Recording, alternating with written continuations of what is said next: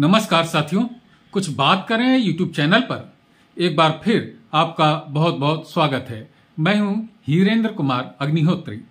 आज हम चर्चा करेंगे हिंदू धर्म और हिंदुत्व पर, और हमारी इस चर्चा का आधार होगा वीर सावरकर की लिखी हुई एक पुस्तक हिंदुत्व। इस पुस्तक के आधार पर हम हिंदू धर्म और हिंदुत्व की चर्चा करेंगे। तो सबसे पहले बात आती है कि हिंदू क्या है, हिंदू किसे कहते हैं। तो साथियों, सावरकर जी ने अपनी इसी पुस्तक में लिखा है कि सिंधु नदी के किनारे रहने वाले लोग अपने आप को सिंधु कहलाना पसंद करते थे, और धीरे धीरे इस जाति का, इस जन समूह का विस्तार हुआ। तो ये भारत की अन्य नदियां जो थीं, सिंधु नदी के अतिरिक्त उनमें 7 नदियां थीं, जैसे कि सतलज, चिनाब, गंगा, जमुना, सरस्वती, वितस्ता। ये जो नदियां थीं, ये 7 नदियां भी थीं। तो सिंधु के किनारे रहने के कारण तो ये आर्य जाति अपने आप को सिंधु कहलाना बहुत पसंद करते थे। लेकिन इसके अलावा जो और 7 नदियां थीं, धीरे धीरे इनका विस्तार हुआ, तो इन 7 नदियों के किनारे ये लोग रहने लगे, तो अपने आप को सप्त सिंधु भी कहा करते थे। आर्यों से अलग हुई एक और शाखा थी आर्यों की, जो पारस चली गई, जिसे आजकल हम लोग ईरान कहते हैं। उस समय इसे पारस कहा जाता था। तो वो जो पारस के लोग थे, वो अपनी भाषा में सा शब्द का उच्चारण हा करते थे।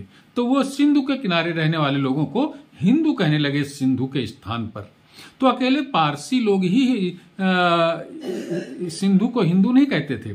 भारत में जो अन्य बोलियां भी बोली जाती थीं, प्राकृत भाषाएं जो थीं, उसमें भी सा शब्द को हा शब्द कह करके पुकारा जाता था।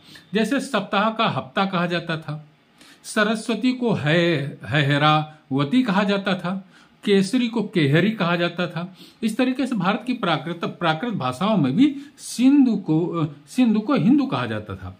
इसलिए धीरे धीरे ये सिंधु का स्थान हिंदू ने ले लिया। इस तरीके से सिंधु कहलाने में गर्व का अनुभव करने वाले आर्य जातियों का नाम हिंदू हो गया। तो ये तो बात हुई कि हिंदू कौन थे, यानी कि सिंधु नदी और सप्त 7 इन नदियों के किनारे रहने वाले लोगों को हिंदू कहते थे। इस जनसमूह को हिंदू कहा जाता था। तो साथियों, हिंदू कौन है ये हमने जाना। हिंदू सिंधु नदी से लेकर के दक्षिण में जो हिंद महासागर है, वहां उस पूरी भूमि जो इस सिंधु नदी से लेकर के दक्षिण हिंद सागर तक आती है, यहां पर रहने वाले निवासियों को हिंदू कहा जाता था। ऐसा वीर सावरकर अपनी इस पुस्तक में लिखते हैं। दक्षिण में हिंद महासागर तक की जो बात आई, वो इस तरीके से आई कि सावरकर जी इसी पुस्तक में ये भी लिखते हैं कि लंका में जब रामचंद्र जी ने अपने पैर रखे, वहां पर विजय पताका अपनी फहराई, तो ये निश्चित हो गया कि सिंधु नदी से लेकर के दक्षिण के हिंद महासागर तक का स्थान इस हिंदू जाति के लिए का स्थान हो गया। अब सवाल ये उठता है कि हिंदू धर्म क्या है। तो चूंकि सिंधु नदी से लेकर के हिंद सागर तक के रहने वाले लोगों को हिंदू कहा जाता था, तो ये भी स्पष्ट है कि ये जाति, ये जनसमूह जो धर्म को अपनाएगा वो हिंदू धर्म होगा। अब ये धर्म क्या होता है? इस जनसमूह ने अपने लिए जो आध्यात्मिक मूल्य तय किए और लौकिक जीवन जीने के जो मूल्य तय किए, ये जो आचार संहिताएं इन्होंने बनाई अपने विभिन्न धार्मिक और सांस्कृतिक पुस्तकों के द्वारा, उसे ही हिंदू धर्म कहा जाता है। अब हिंदू धर्म कोई एक धर्म नहीं है, क्योंकि इतने बड़े जनसमूह के विचार एक नहीं हो सकते। तो तमाम पंथ उसमें उत्पन्न हुए, तमाम मत उसमें उत्पन्न हुए, और जीवन के विभिन्न जीवन मूल्य उत्पन्न हुए। इन सभी को समेकित करके जो धर्म बना, उसे हिंदू धर्म कहा जाता है। हिंदू धर्म में वैदिक धर्म भी है, अवैदिक धर्म भी है। हिंदू धर्म संकुचित धर्म नहीं है, पूरे जनसमूह के मतांतरों को समेकित करके केंद्रीकृत करके उसे हिंदू धर्म कहा गया। हिंदू धर्म के बारे में फिर से ये बात स्पष्ट हो जानी चाहिए कि हिंदू धर्म प्रारंभ से ही उदार रहा है और सबको अपने में समेकित करता रहा है, वो वेद मानते हो या कुछ अवैदिक मान्यताएं रही हों, उन सबको हिंदू धर्म कहा जाता है। अब साथियों, एक महत्वपूर्ण प्रश्न आता है जो आजकल भी जिस शब्द का बहुत ज्यादा महत्व है और बहुत ज्यादा जिस शब्द की चर्चा होती है वो होती है हिंदुत्व क्या है। कहा जाता है कि हिंदुत्व शब्द का प्रयोग सबसे पहले वीर सावरकर ने ही किया। तो ये जान लीजिए कि हिंदुत्व क्या है, हिंदुत्व क्या है, हिंदू क्या है, हिंदू धर्म क्या है। इसके लिए सावरकर जी ने एक श्लोक स्वयं बनाया। वो श्लोक मैं आपको पढ़ता हूं, उसका अर्थ भी बताता हूं, और वो श्लोक इसी पुस्तक में लिखा हुआ है। हिंदुत्व नाम की ये पुस्तक जो जिसका आधार बना करके हम लोग चर्चा कर रहे हैं उसी में लिखा हुआ है। वो श्लोक है, आ सिंधु सिंधु पर्यंता यस्य भारत भूमिका पितृभू पुण्य भूमिश्चय सा वै हिंदू रीति स्मृतः। हिंदुत्व के दो लक्षण वीर सावरकर ने बताए। वो है कि पहले तो सिंधु नदी से लेकर के हिंद महासागर तक जो जाति निवास करती है उसे हिंदू कहते हैं। तो हिंदुत्व का एक लक्षण यह हुआ कि हिंदुत्व की परिभाषा के अंदर सबसे पहले हिंदू को सिंधु नदी से लेकर के हिंद महासागर के बीच निवास करना चाहिए। ये उसकी भूमि होनी चाहिए, यानी ये उसकी पूर्वजों की भूमि होनी चाहिए, जिसे पितृभूमि कहा जाता है, मातृभूमि भी कहा जाता है। यानी कि जो अपने आप को हिंदू कहता है उसे सिंधु नदी से लेकर के उत्तर में जो तिब्बत से बहती है कैलाश पर्वत से, मानसरोवर के बगल में कैलाश पर्वत से जो नदी बहती है जिसे सिंधु नदी कहते हैं, वहां से लेकर के हिंद महासागर जो दक्षिण में है, वहां इस भूभाग में उस व्यक्ति को रहना चाहिए, उसके पूर्वजों का निवास होना चाहिए, जिसे कि पितृभूमि कहते हैं। तो हिंदू वो हिंदू है जो इस भूभाग में रहता है। और आज की परिभाषा में समझे तो हमारे पूर्वज अगर इस भूभाग में रहते हैं तो हम हिंदू हैं, ये एक परिभाषा है। लेकिन दूसरी परिभाषा, दूसरी जो और इसमें बिंदु है जो जिसका पूर्ण होना आवश्यक है, वो है कि पितृभू पुण्य भूमिश्चय सा वह हिंदू रीति स्मृतः। पितृभूमि तो ये होनी चाहिए, लेकिन उसकी पुण्य भूमि भी यही भूभाग होना चाहिए। अब पूर्ण भूमि क्या होती है?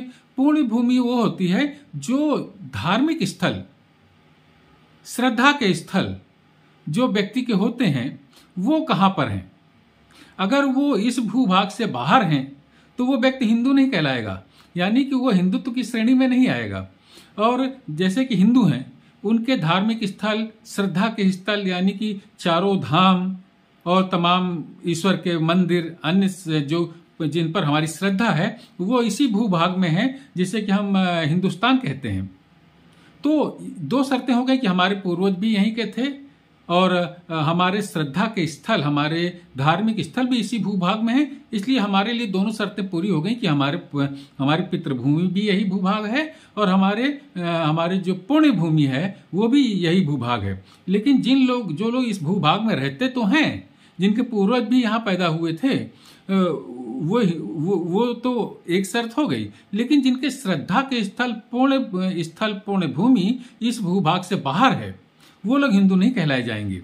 और उसके लिए जैसे कि ईसाई हैं और मुसलमान हैं, उन्हें हम हिंदू की श्रेणी में नहीं ला सकते, क्योंकि वीर सावरकर के अनुसार दो शर्तें पूरी होनी चाहिए। एक तो उनका जन्म और उनके पूर्वजों का जन्म इस भूभाग में हुआ होना चाहिए, जिसे पितृभूमि कहेंगे, और उनकी पुण्य भूमि, पूजा के स्थल, उनके श्रद्धा के स्थल भी इसी भूभाग में होने चाहिए।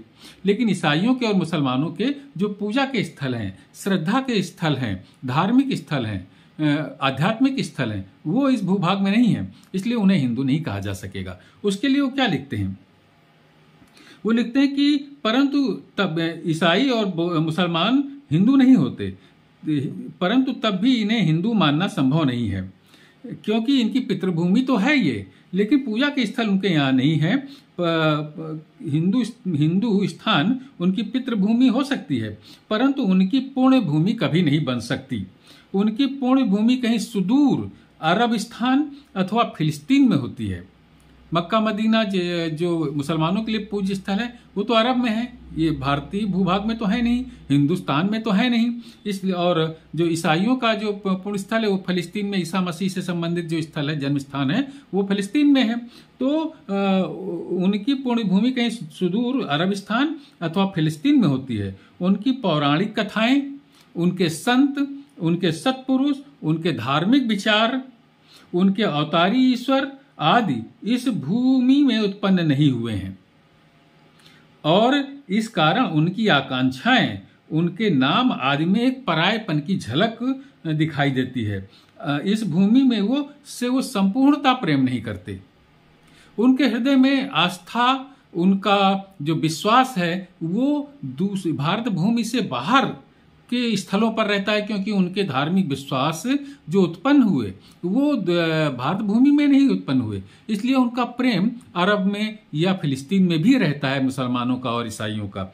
इसलिए उन्हें हिंदू नहीं कहा जा सकता, क्योंकि हिंदू होने की दो शर्तें हैं वीर सावरकर के अनुसार। एक तो पूर्वजों की भूमि यानी पितृभूमि भारत हिंदुस्तान में होनी चाहिए, और दूसरा कि पुण्य भूमि भी हिंदुस्तान में होनी चाहिए। पितृभूमि और पुण्य भूमि क्या है वो मैंने आपको बताया।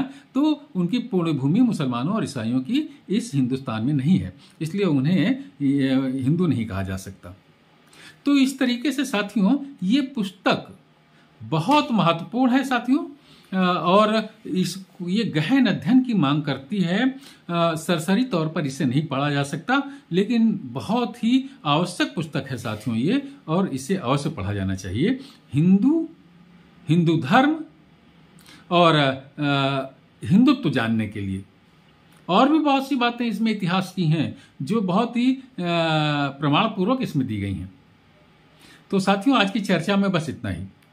आपको ये वीडियो कैसा लगा, इसमें व्यक्त किए गए विचार कैसे लगे, अपनी टिप्पणियों से मुझे अवगत कराइए, और पसंद आने पर इसे लाइक करिए, शेयर करिए।